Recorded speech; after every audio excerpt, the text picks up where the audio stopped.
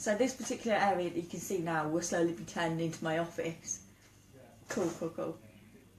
So today I've plucked up the courage to come live and tell you my story. Now, I've told you my story before, but it hasn't been the whole story. I've left out all the gory details. I haven't told you half of the stuff that I've been through. Today I feel like I've been on this 21-day program, and I've just got to the point where I feel that my past is holding me back, almost like I've just been leashed to a post in the street and I can't go any further. That's it, I've hit a brick wall. So we're going to start right back. This is where I'm from and everything, so we're going to go right back to who I am. So I'm Sarah Marsden. I am from Reading originally, and then I moved to the Isle of Wight when I was quite young. Start at school. A lot of my problems and everything stem from school. Everyone can probably relate anyway. I suffered a lot of bullying through school. Always told I wasn't good enough, you know, never picked for the team at school. And a lot of the time that's where a lot of the problems have arisen when I've been going through this program.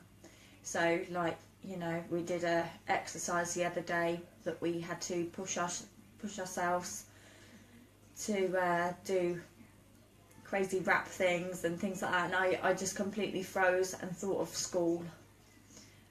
So that's a big thing for me to let go of today.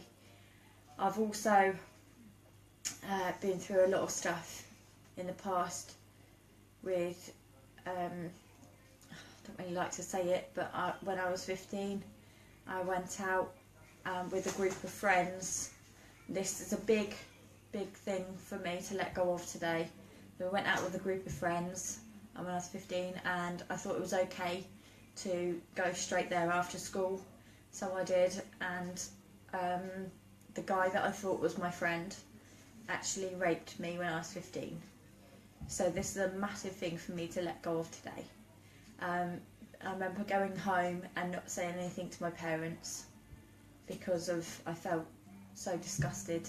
I didn't say anything to my parents whatsoever. I bottled it all up inside. And my mum, I remember my mum saying to me, "Sarah, why are your tights ripped?" And I just said, "Oh, I did it in the woods on the way home from school." You know, I didn't actually tell her the reason why until I was 22 years old. I actually plucked up the courage to tell her what happened to me that particular day. And she actually remembered that day as well, which is absolutely amazing, really. She remembered that day because I was late home as well, and she was so worried about me. And people around me that I thought were my friends actually just left me with this guy. So that's a big thing for me to get rid of today. And then when I was 15, a lot of things happened in my life, really. I had to look after my brothers and my sisters.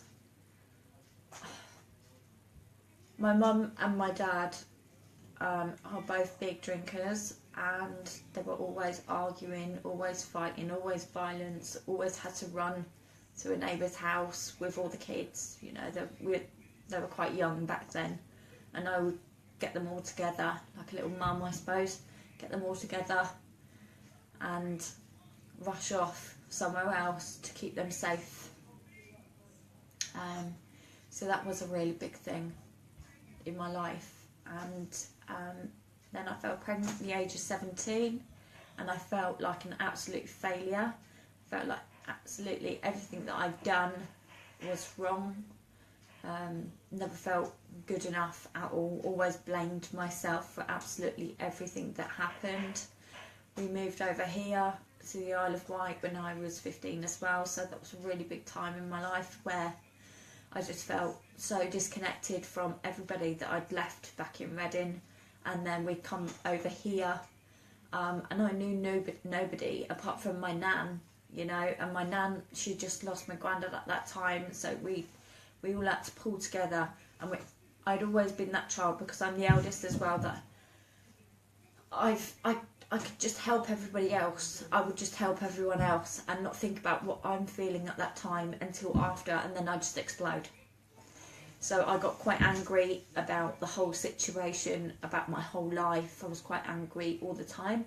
So every boyfriend that I had, thank you so much, every boyfriend that I ever had, or anybody I ever went with, I just felt so crap and didn't really care who I was with at all. The guy that I had my first baby with, when he found out I was pregnant, excuse me, I'm going to sneeze. Oh. Oh, excuse me. So when he found out I was pregnant as well with my eldest child, which is now 15, he kicked the shit out of me. He absolutely kicked the shit out of me. And when I decided one day, I was told by him not to go out. I wanted to go to the shop. That's all I wanted to do, was go to the shop and go and get something nice for his dinner. I thought if I was nice to him, then he'd be nice to me back, but it didn't quite work out that way. So I went to Tesco's and I came back to find him stood there saying to me, "What the hell have you done? Why did you go out?" Such a controlling man, really was. And then about 2 minutes later, he tipped a kettle of boiling water all over my feet and said, "You will never ever go out again." As you can imagine, that was hard for me to break free from that relationship. It was really hard for me to let go, because I knew in my heart of hearts I wasn't amazing, I wasn't good enough for anyone else. I just felt, oh my god, I'm going to be by myself with a child. I felt terrible, and I decided I was going to run away.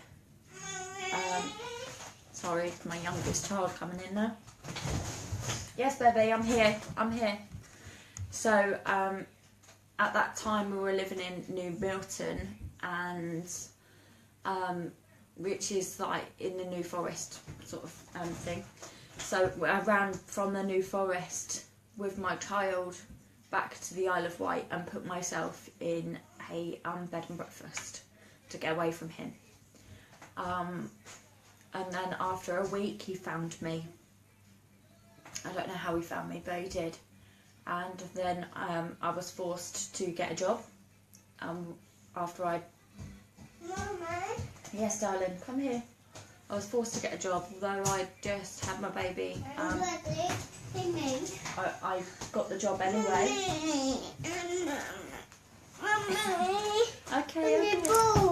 So yeah, so I went out and I got a job, and then one day I decided enough's enough. Enough's enough. I'm not going to be controlled by this man anymore. It got to the point where, you know, I just felt so controlled every day, and then I just thought, no, I'm taking control. I'm going to take the reins back, to the point that he got so angry and beat me up again. Then he left the island. I haven't seen him again. That's it. He's gone. My son has no contact with him whatsoever. Then I met somebody else, which, you know, as the story goes, he seemed like a nicer person. He seemed like this lovely, lovely man, and then all of a sudden I just felt as if I just attract the same person but in a different skin. So I just felt as if I'm still bringing that energy out to people to say, right, I'm not good enough. It doesn't matter who I'm with. I don't care about myself. You're funny.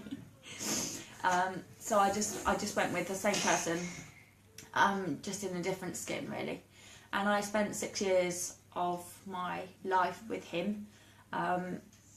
I stayed with him so long because I had a child with him as well. And I always have my family saying to me, Sarah, oh God, you can't do it again. You can't do this again. You can't have that child with no father. And I thought, well, no, I can't deal with this anymore. No, you can't poke me in the eye, darling. His addiction to alcohol was so bad to the point that I opened the loft hatch one day. Go watch Bing. Go watch Bing. Go watch Bing. Go see what's on. I opened the loft hatch one day and a load of bottles fell out of it. All plastic bottles, just side bottles, just full of crap that he'd been drinking secretly after we lost our daughter. My daughter was born at 28 weeks, and that really shook me. She would be 13 now if she was here. So that was quite a big impact in my life as well. Yeah, that was quite a hard time in my life, and then I decided to go on to drugs. So when I turned to drugs, I turned to marijuana to start off with, which I thought made me feel better. My blanket. Your blanket's there, sweetheart. And then you just realise after... Go get it then. Go get it. When you just realise that actually the addiction is a crutch, you're using it to help yourself. You're using it to mask everything that you actually have gone through. You're using it for no other reason. It's not for fun. It wasn't for anything. It was just for masking up who I actually was and what I'd actually been through. And then I started on cocaine. And then I got to the point where after I'd got rid of my second boyfriend. No, get down, you can't come on me. After I got rid of my second boyfriend, you drive me mad today. Wow. So I got rid of him, and then I was still hooked on the cocaine. So I felt as if I need someone in my life. I need to be loved. I need to love someone. I need someone with me all the time. My anxiety got really bad. My depression just got worse. I just struggled massively. So I went on an online dating site, which I met Lee, which is now my husband. And I met him. He was living in up north. He was living in Bridlington at the time, and I was living down here on the Isle of Wight. And we decided to meet, and that's where my life started to take a different turn. It was quite amazing, actually. I loved seeing him every week, but then I felt as if I've just thrown myself into another relationship that I didn't really want. I didn't really need. Then after a while we decided to move in together. I decided this time I was going to do it different. I wasn't just going to offer sex on a plate like I normally would for anybody else, because I thought that was the only way of being loved. I would hold back. I would be a different kind of me and see what happened to this relationship. Then after a while we moved from the Isle of Wight to Bridlington. I fell pregnant with Bradley. No. I fell pregnant with Bradley, and then when Bradley was about 4 years old, we decided to move back to the island. After I was clean, I was normal. When I met Lee, something changed me as a person. It changed the way I did things. I didn't take drugs anymore. I wasn't this dependent person on drugs and alcohol. I was a nicer person. I got a job. I started to feel a little bit more confident. Oh, Poppy. Gosh, this title drives me nuts. Yeah, I started to feel a bit more confident. And I felt as if, for the first time in my life, I actually fit in. Right. Go play then. Good girl. So for the first time in my life, I actually felt like I fit in now. I don't really know what happened, but I hated living in Bridgerton. I absolutely hated it. So we moved back to the island. I got a job, he got a job straight away, and we've been here ever since. So we've been here for about 3 years again now, and it's lovely. It really is a lovely place to be. It sort of calmed me because I'm back with my family, and I feel like I belong. I've got in touch with old friends. I've done things that I wouldn't normally do. You know, I've really have started to come outside of my comfort zone in the last 3 years of moving back to this island. So things have changed for me. From being such a really manic depressive person, I have changed. But there's still something there, and there's still something that, you know, it doesn't, it's quite difficult for me day to day. There's still something, there's still the anxiety, there's still the depression sometimes. So I've started to work on my confidence. I started to struggle with taking my children to school. You know, some mornings I couldn't actually take them to school because my anxiety was so bad, so I would get angry at the fact that I can't go out, and felt so trapped in this little house that we're in. You know, it wasn't a nice feeling, and not to be able to go to your child's school play or anything like that because you physically can't drag yourself there.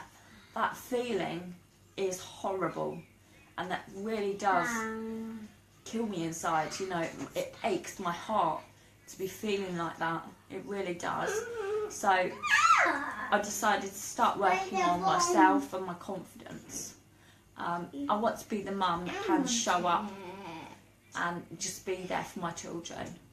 You know, so I started doing this, and as I've got better at taking the kids to school, I've started doing other things, like going to mother and baby clubs and things like that, because simple things like that I simply could not do that. You know, it sounds easy to some people, but it's really not for me. It's quite difficult. And then, you know, like, I'm trying to think where I'm going with this. So those sort of things have really, really played a big role in my life, where I felt so stuck inside this house. It's quite nasty. When I got my job, I felt as if I'm literally running from my house, running to work, quick as I can, or I was on the phone to somebody because I had to be talking to somebody to focus on something else, to be able to get through my anxiety, to be able to get myself to work. Hope that makes sense. It was a really, really nasty time. So, you know, I am breaking through that. But something held me back in October when I discovered that I have something wrong with my back. I've got quite a big lump on my back. And I was working in a shop. So you can imagine the heavy lifting and everything else, it really took its toll. And when I decided, right, enough's enough, you know, because my boss was driving me mad, saying, Sarah, when you're coming back to work, I'm sick of you having time off. You've got a disciplinary for this because you've had so much time off. Oh my God. I felt such a failure. Do you know what? I gave up my job in October and thought, fuck you. Literally, up yours. I've had enough of my boss telling me that I'm a failure, or telling me, you know, asking me when I'm coming back in and things like that. They don't even know me. They don't even know that I'm struggling with this anxiety as well as everything else day to day. It's so difficult. And then to be told that and pulled down a peg, I felt horrible.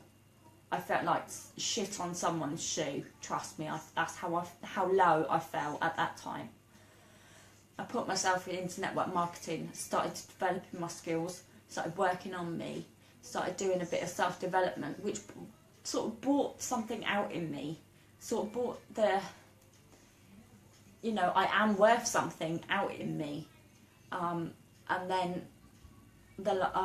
last week we started the 21-day training for the confidence program. So you've probably seen some crazy stuff out there, me hugging people, me doing selfies with people. That is to grow me. that is the person I want to be in those photos. That is exactly who I want to be. That is where I want to go, so that I can be confident for my kids, so I can ingrain it in those two, because my middle son, I call him, because we've got 4, so Kai, he is quite unconfident, so I want to teach that to him too, because he really needs this. He's going to high school in September, so he really needs a little bit of confidence himself. So if I can help him first, oh, I've done it, I've made it. But that's what I really want to do, is help others to sort of come out of the depression mode and find themselves inside themselves. So that's just my story today. I hope that the next time I tell my next part of the story, we can continue a brighter part of my story. Anyway, thanks very much for everyone for listening. Oh, thanks Emma, that is so sweet of you. Thanks Laura. So if anybody can relate to anything that I'm saying, then, you know, feel free to send me a message. If I can help you to come out of your shell, be the person you've always wanted to be, then that would be amazing for me. So thank you so much for listening. I'll see you soon.